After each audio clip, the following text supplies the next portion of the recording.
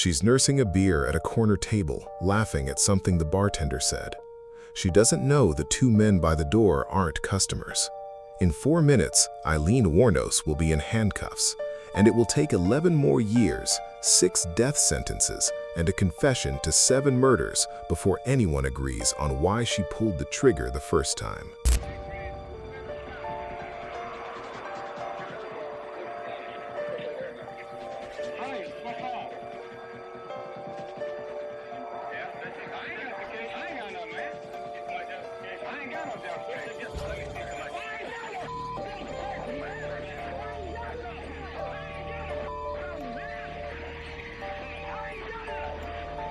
This case involves violence, sexual assault allegations, and descriptions of real crimes. Viewer discretion is advised.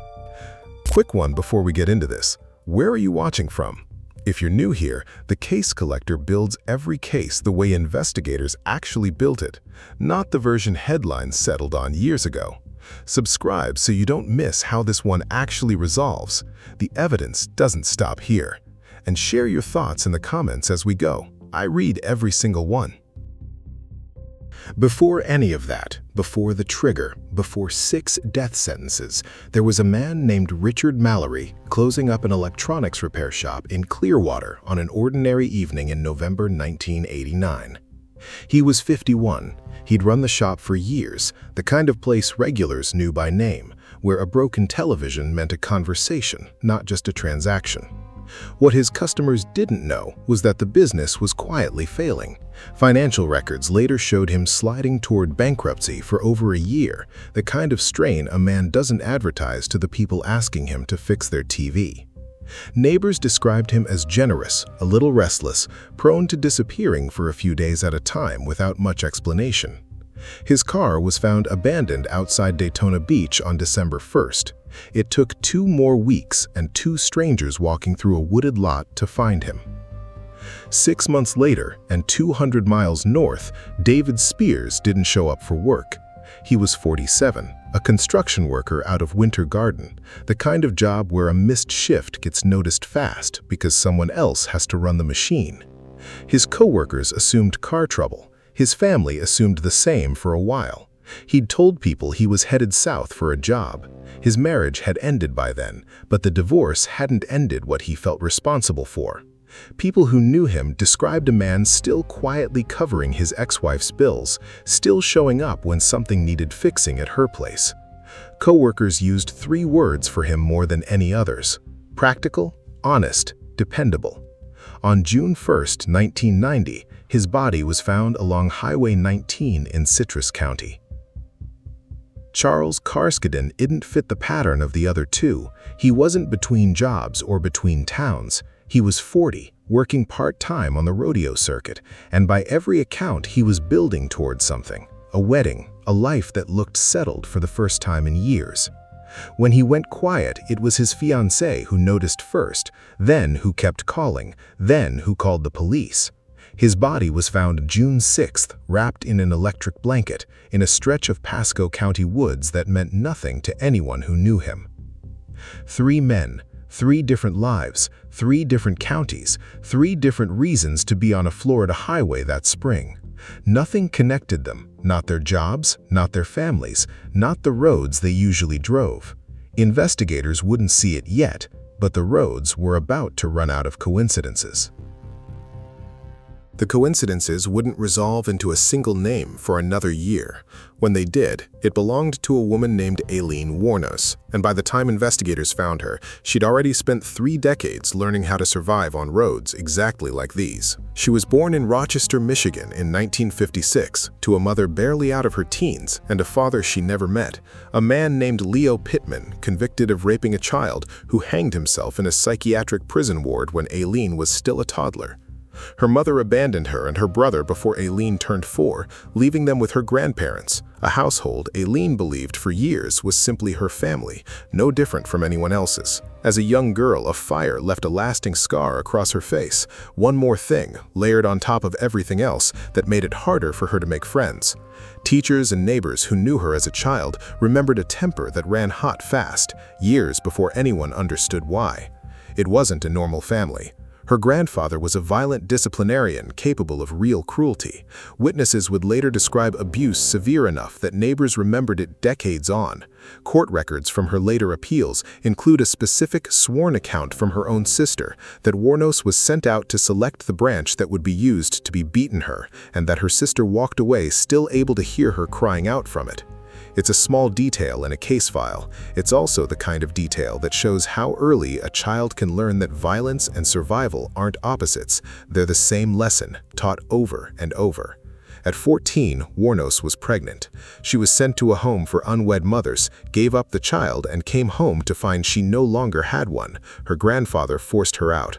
She was living in the woods behind her old house within the year and supporting herself the only way a homeless teenager on a Michigan highway could. By the time she aged out of that survival and into adulthood, the pattern hadn't changed, only the highway had, from Michigan's to Florida's.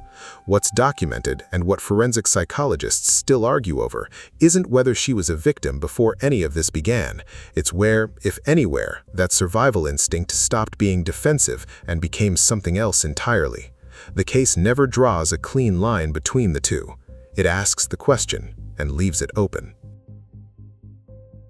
On November 30th, 1989, Richard Mallory picked up Aileen Wuornos on a stretch of highway outside Daytona Beach. It wasn't unusual for either of them. She worked these roads regularly, and by her own account, so did he, more often than his neighbors in Clearwater ever knew. What happened next exists only in one telling, because only one person survived it. Wuornos said he drove her to a remote wooded area, gave her alcohol, and grew violent. That he beat her, raped her, and threatened her life.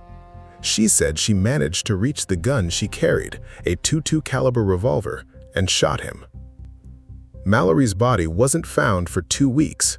When his car turned up first, abandoned outside Daytona, deputies had no reason yet to treat it as anything but a theft.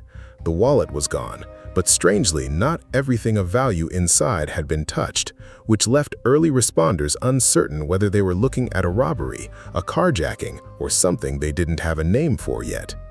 It would take finding the body itself and the pattern of gunshot wounds on it to settle the question. For nearly 2 years, that was the entire case against her account. A woman, alone on a dark road, who did what she had to do to survive the night. It wasn't the only killing. 6 months after Mallory, David Spears was found along Highway 19 in Citrus County, the construction worker from Winter Garden, the one who'd told co-workers he was headed south. He'd been shot 6 times. Days later, Charles Carskaddon was found in Pasco County, shot 9 times, his body wrapped in an electric blanket, as though someone had tried, briefly, to make the scene look like something other than what it was. Investigators ran ballistics on both. The bullets matched. 2 different counties, 2 different victims, 1 weapon. It was the same .22 caliber revolver Wuornos said had saved her life in the woods with Mallory, and it hadn't stayed retired. Before that connection was made, detectives had spent 6 months running an investigation aimed entirely at Mallory himself, treating his death as the consequence of the life he'd been quietly living, not as the opening entry in something larger. It's the instinct any single victim case invites. Look first at the person closest to the body. Here, it was the wrong instinct, and it cost the investigation its best early window. By the time Spears and Carskaddon turned up, that window had already closed once.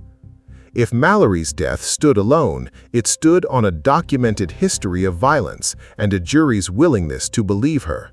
Spears and Carskaddon had no such history behind them.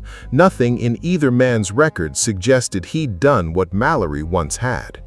The claim didn't disappear, it just got quieter, offered without the corroboration that had made it credible the first time.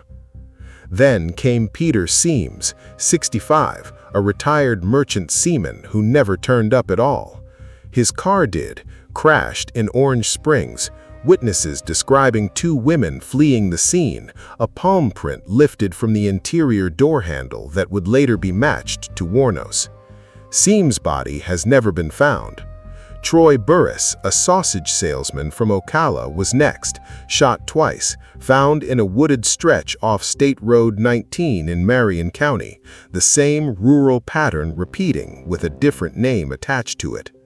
By September, the claim had to stretch further still. Charles "Dick" Humphreys wasn't a stranger with a past like Mallory's. He was a retired Air Force major, a former police chief, a man who'd spent his own career investigating child abuse cases. He was shot 7 times, fully clothed, his body left in Marion County within a day of his death. A retired law enforcement officer, easy to threaten into stillness, or a man who resisted 7 times before it worked. The 7th and final claim asked the most of anyone willing to believe it. Walter Antonio was 61, a trucker, a security guard, a reserve police officer who, by Wuornos' account, flashed a badge and threatened her with arrest unless she had sex with him. She shot him 4 times and took his car.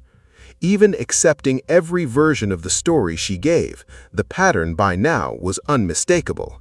7 men, 7 claims of imminent threat, and 7 bodies left along the same stretch of Florida highway, each one robbed, each one driven off in.